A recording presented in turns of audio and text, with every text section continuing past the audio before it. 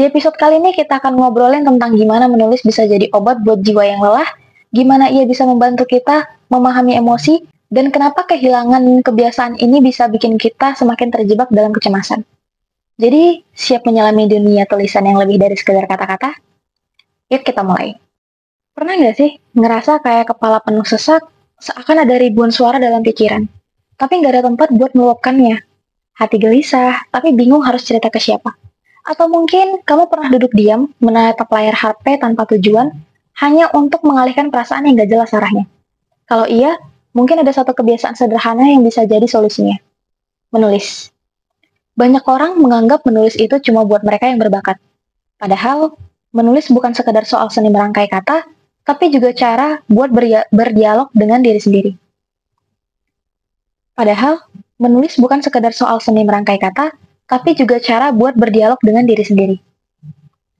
Aku sendiri sudah menjadikan menulis sebagai bagian dari hidup sejak lama.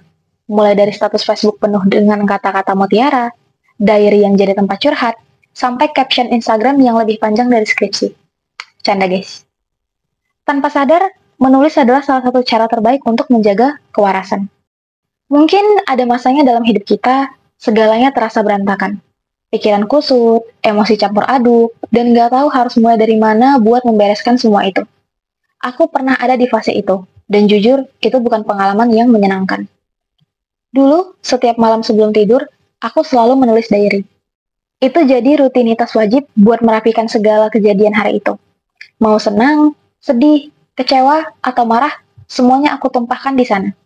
Rasanya seperti ngobrol dengan diri sendiri, tanpa takut dihakimi. Selain itu, aku punya kebiasaan menyendiri di jam 2 sampai jam 4 ketika pulang sekolah, hanya untuk duduk diam tanpa gangguan. Aku nggak nulis di waktu itu, hanya membiarkan diri untuk benar-benar berhenti sejenak dari hiruk-pikuk dunia. Tapi ketika kuliah datang, semua berubah drastis.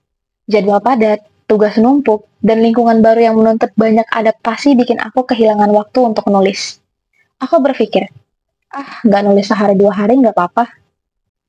Tapi dari sehari, jadi seminggu, lalu sebulan, sampai akhirnya aku benar-benar nggak pernah menulis lagi selama bertahun-tahun. Aku pikir aku baik-baik saja. Tapi ternyata, tanpa sadar aku jadi lebih gampang cemas. Aku jadi mudah terpancing emosi, gampang stres, dan sering ngerasa kosong tanpa alasan yang jelas. Ada sesuatu yang hilang, tapi aku nggak tahu apa. Yang lebih buruk, aku kehilangan tempat berbagi cerita. Dulu pas SMA, aku punya teman dekat buat ngobrol tiap pulang sekolah. Semua hal aku ceritain, dari kejadian sepele sampai masalah yang berat. Tapi ketika kuliah, situasinya beda. Teman-teman lama tersebar di berbagai kota, beda kampus, dan aku bukan tipe orang yang nyaman cerita panjang lewat chat. Obrolan lewat HP itu terasa hambar, nggak bisa menggantikan interaksi langsung. Aku jadi sering ngerasa sendirian, kesepian, padahal di sekelilingku banyak orang. Akhirnya, aku mencari pelarian lain. Salah satunya TikTok. Awalnya cuma buat hiburan, tapi lama-lama jadi kebiasaan yang sulit dikontrol dan dihilangkan. Dari yang awalnya scroll sebentar, tiba-tiba sudah berjam-jam. Aku tenggelam dalam aliran konten yang terus mengalir tanpa henti. Berharap bisa mengalihkan perasaan yang gak nyaman, tapi anehnya, bukannya lebih baik, aku malah merasa makin gelisah. Dan ternyata, ini bukan cuma aku yang ngalamin.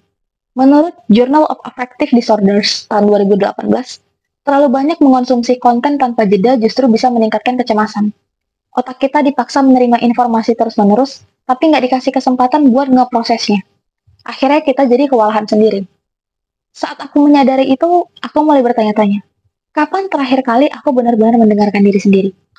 Kapan terakhir kali aku menulis bukan untuk orang lain, tapi untuk diriku sendiri? Dan dari situ, aku sadar, mungkin yang aku butuhkan selama ini bukan distraksi, tapi ruang untuk memahami emosi yang aku rasakan. Jadi setelah menyadari semua itu, aku mencoba kembali ke kebiasaan lamaku, menulis. Tapi kali ini, aku nggak memaksakan diri untuk bikin diary sepanjang dulu. Aku sadar kalau sesuatu terasa terlalu rumit, aku bakal lebih males untuk melakukannya.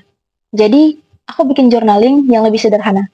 Cukup poin-poin singkat tentang apa yang terjadi hari itu, apa yang aku rasakan, dan hal-hal yang aku syukuri. Aku juga menetapkan satu aturan penting. Aku nggak akan menulis tentang hal-hal buruk yang bisa memperburuk suasana hati. Bukan berarti aku mengabaikan emosi negatif. Tapi aku memilih untuk nggak membiarkannya berlarut-larut dalam pikiranku. Aku fokus pada solusi, bukan sekedar mengeluh. Perlahan, aku mulai merasakan perbedaannya. Aku jadi lebih sadar sama emosiku sendiri. Kalau aku merasa gelisah, aku bisa melihat kembali catatan jurnal dan mencari pola. Apa yang biasanya membuat aku stres? Apa yang biasanya membuat aku tuh lebih baik? Dari situ aku belajar mengenali diriku sendiri lebih dalam. Selain itu, aku mulai mengurangi waktu bermain TikTok. Dari yang awalnya bisa 8-9 jam satu hari, aku membatasi diri hanya 1 jam. Awalnya sulit, tapi setelah aku mulai mengisi waktu dengan journaling, membaca buku, atau sekedar menikmati momen tanpa distraksi, aku sadar kalau banyak hal yang selama ini terlewat karena aku terlalu sibuk scrolling. Dan ternyata, menulis nggak cuma membantu emosiku tetap stabil, tapi juga meningkatkan kreativitas. Julia Cameron dalam bukunya The Artist's Way memperkenalkan konsep morning page, menulis bebas setiap pagi untuk membersihkan pikiran dan memberi ruang ide-ide baru. Banyak seniman dan penulis menggunakan metode ini untuk menjaga keseimbangan emosional dan menggali kreativitas mereka. Sekarang, aku merasa cemas atau gelisah, aku punya satu pertanyaan sederhana buat diri sendiri. Udah nulis hari ini? Kalau belum, aku tahu itu mungkin salah satu penyebabnya. Jadi, kalau kamu juga merasa pikiranmu penuh, hatimu gelisah, atau kamu butuh tempat untuk mencurahkan segalanya, coba deh mulai nulis. Nggak perlu ribet, nggak perlu indah, cukup jujur. Karena mungkin di antara kata-kata yang kamu tulis, ada jawaban yang selama ini kamu cari. Oke, sekian podcast kita kali ini. Sampai jumpa di video selanjutnya. Kalau ada yang mau request, boleh komen di bawah. See you next podcast. Bye-bye.